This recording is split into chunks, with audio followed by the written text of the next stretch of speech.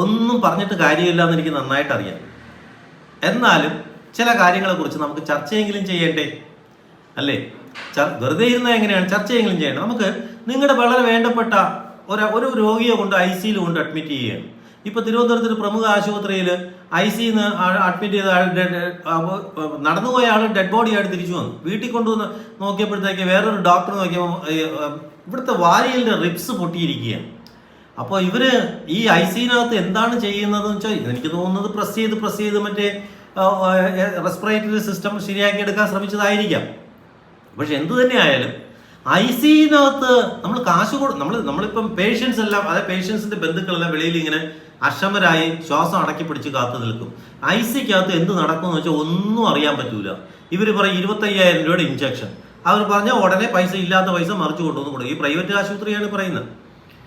മനസ്സിലായില്ലേ? മെഡിക്കൽ കോളേജിൽ എല്ലാ ഫെസിലിറ്റീസും ഉണ്ട്, പക്ഷേ പിടിപ്പാടുള്ളവർക്കാണ്. ചോദിക്കാനും പറയാനും ഇല്ലാത്ത ആളുകൾക്ക് അവിടെ പ്രവേശനം ഉണ്ടെങ്കിൽ നല്ലത്. അപ്പോൾ പ്രൈവറ്റ് ആശുപത്രികളിൽ ഈ ICU നമ്മൾ അഡ്മിറ്റ് ചെയ്യുമ്പോൾ ICU ഫീസ് ഭയങ്കരമാണ്. ICU ഒരു ദിവസം കിടക്കുക എത്ര രൂപ എന്ന് എനിക്കറിയില്ല. ഇപ്പോൾ 4,000, 5,000, 10,000 ഒക്കെ ആയി കാണും. പക്ഷെ ഇത് ICU-കകത്ത് നമ്മുടെ വേണ്ടപ്പെട്ടവരാരെങ്കിലും ഉണ്ടെങ്കിൽ അവർക്ക് എന്താണ് സംഭവിക്കുന്നതെന്ന് നമുക്ക് അറിയാനുള്ള അവകാശമില്ലേ? ഇല്ലേ? പൈസ കൊടുക്കുന്നതല്ലേ, ഫ്രീ അല്ലല്ലോ. അല്ല, അങ്ങനെ ഒരു അവകാശം അനീതിയാണോ?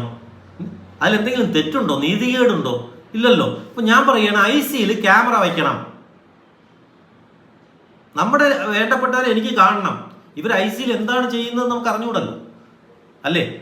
അപ്പൊ ഒരു ക്യാമറ നമ്മുടെ പേഷ്യൻസിനെ, എനിക്ക് എല്ലാവരെയും ഒന്നും കാണണ്ട എന്ന് പറയുക. എൻ്റെ ബന്ധുവിനെ എനിക്ക് കാണണം. ICU-കകത്ത് വിടത്തുമില്ല. 25,000 ചത്തുപോയവരെ 3 ദിവസം വെച്ചിരുന്ന ആശുപത്രി ഇവിടെയുണ്ട്. ICU എന്ന് പറഞ്ഞു 25,000 ഇഞ്ചക്ഷൻ. ചത്ത 3 ദിവസം അയാൾ ദോശ കഴിച്ചു എന്ന് പറഞ്ഞ് ബില്ല് വന്ന ആശുപത്രി ഇവിടെയുണ്ട്. മനസ്സിലാവുന്നുണ്ടോ? അപ്പം ഞാൻ പറയുന്നത് എല്ലാത്തിനും ഒരു ട്രാൻസ്പെറൻസി, ഒരു സുതാര്യത വേണം, അല്ലേ? തെറ്റുണ്ടോ പറയുന്നത്? അപ്പോൾ ഇതാണ് ICU-ൽ ക്യാമറ വയ്ക്കണം. ഇനി നിങ്ങൾ ഇതിനകത്തൊരു കാര്യമുണ്ട്. നിങ്ങൾക്ക് വേണമെങ്കിൽ ഹൈക്കോടതിയുടെ ശ്രദ്ധയിൽ കൊണ്ടുവരാം, അല്ലെങ്കിൽ സുപ്രീം കോടതി ആർട്ടിക്കിൾ 32 അനുസരിച്ച് സുപ്രീം കോടതിയിൽ നിങ്ങൾക്ക് റിട്ട് സബ്മിറ്റ് ചെയ്യാം.